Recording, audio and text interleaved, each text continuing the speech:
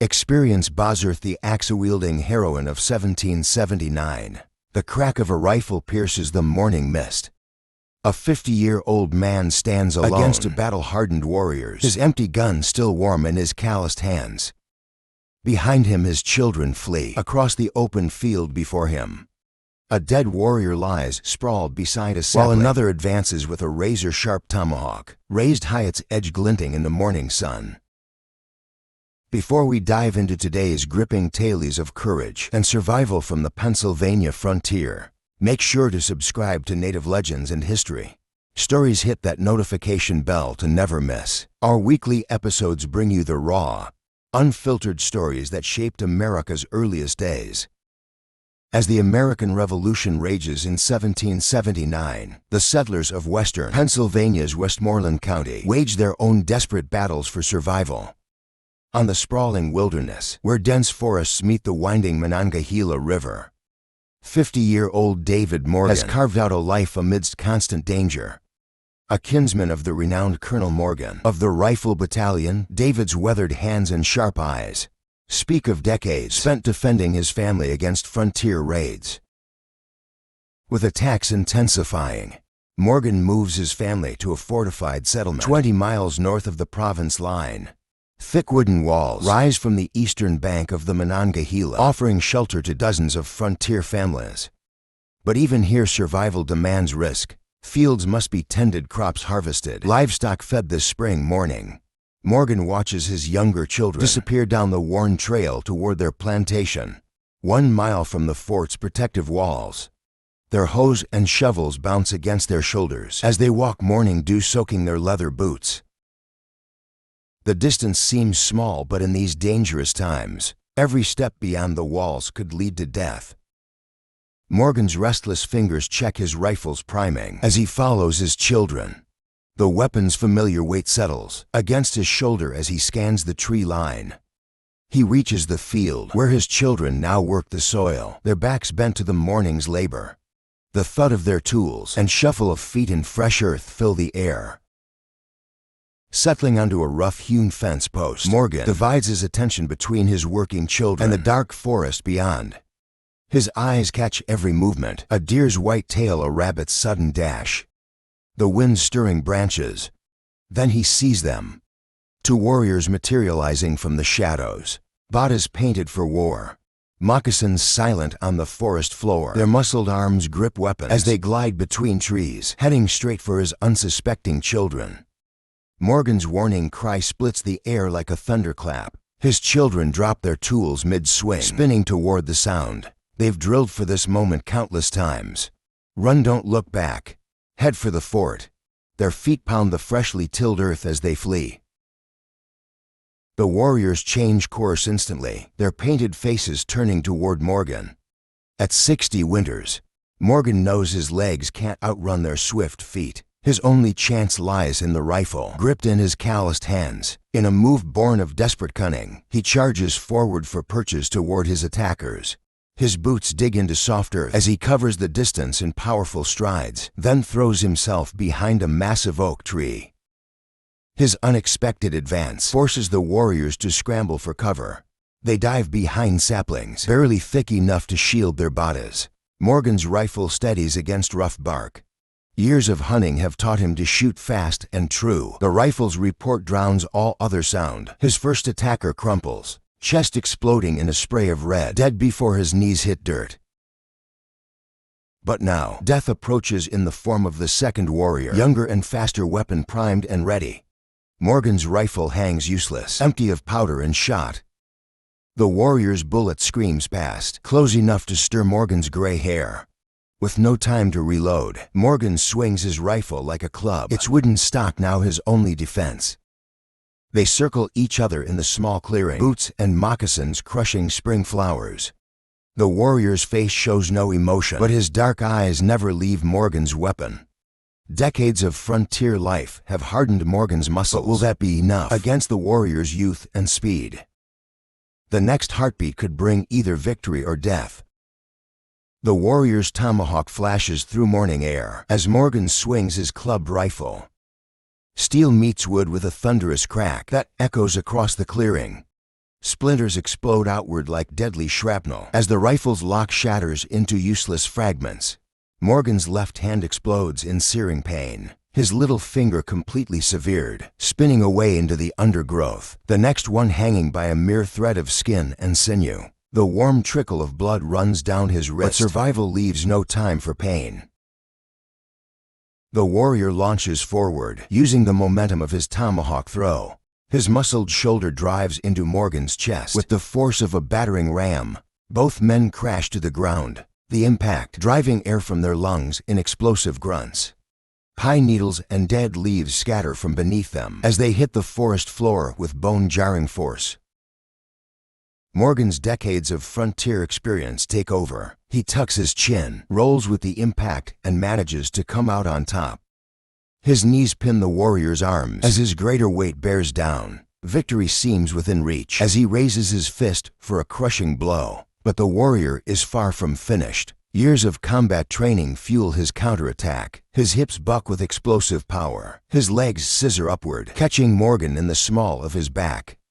The world spins as Morgan finds himself airborne. He crashes onto his back, head snapping against packed earth.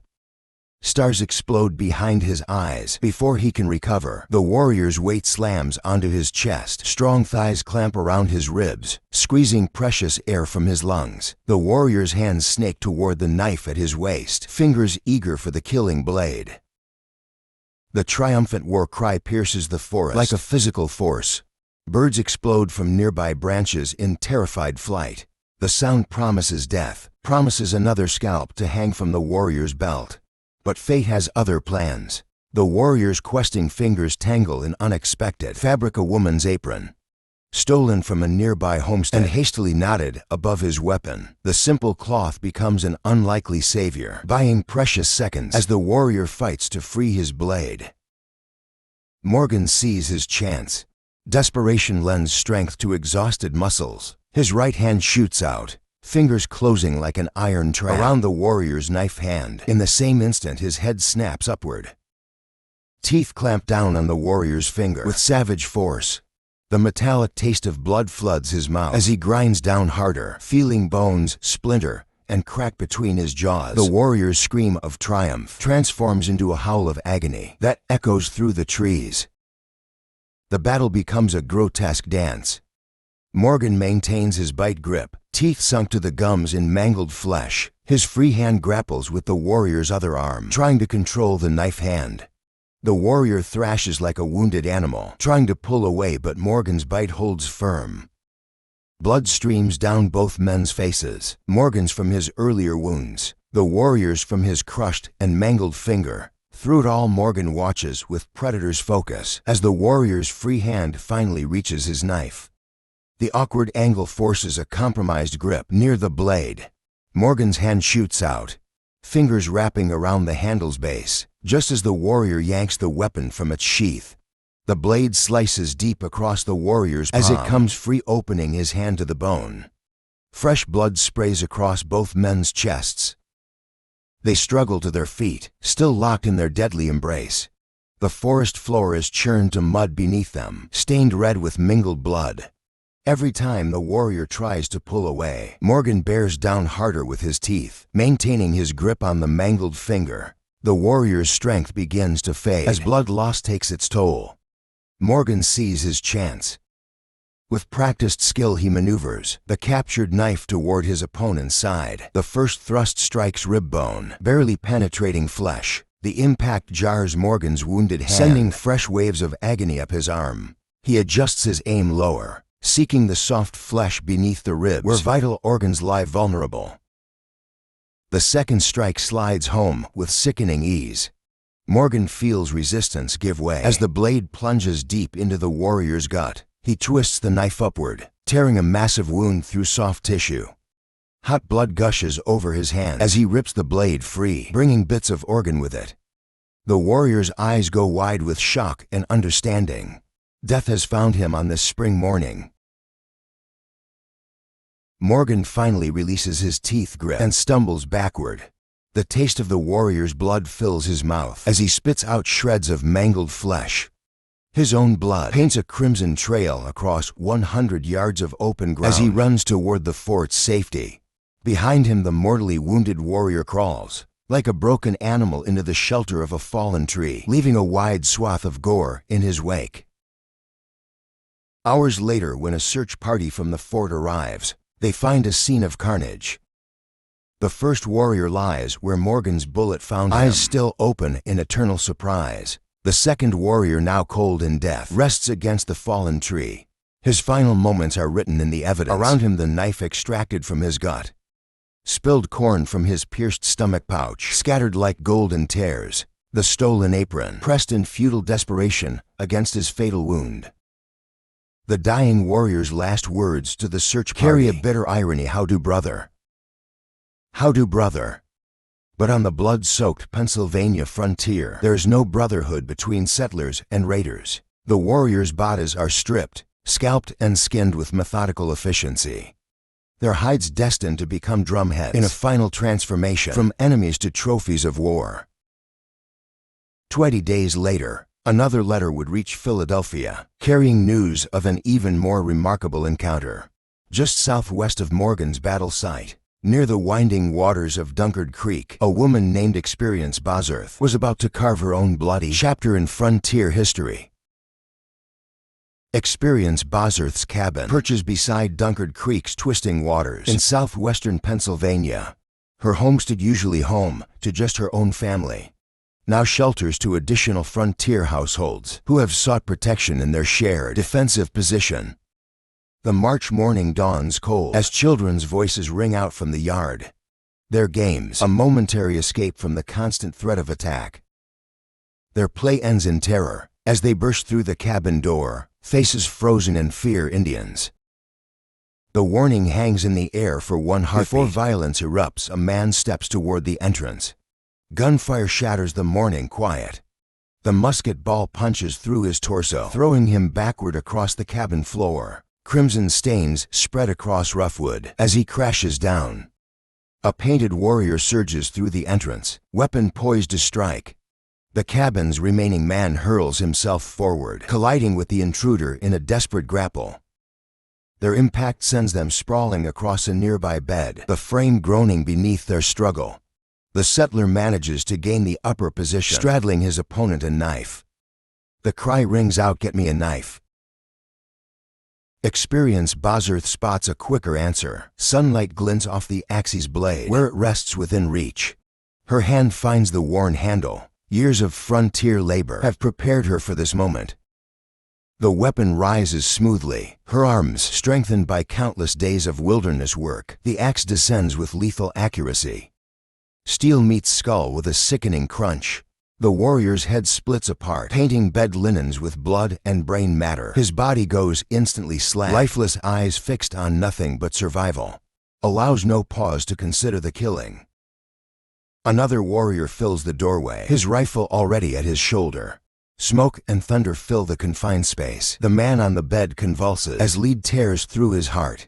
A final gasp escapes his lips as he collapses across his dead opponent. Experience pivots toward this new threat, axe already in motion. The warrior attempts to parry with his spent weapon, but the axe's power proves irresistible.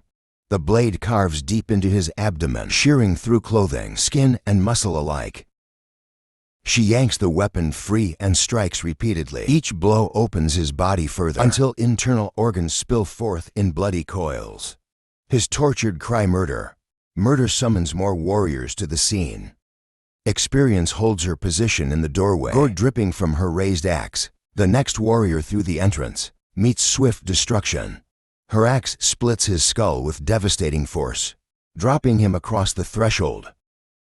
Another attacker grabs his disemboweled companion, hauling him away from the cabin's lethal defender.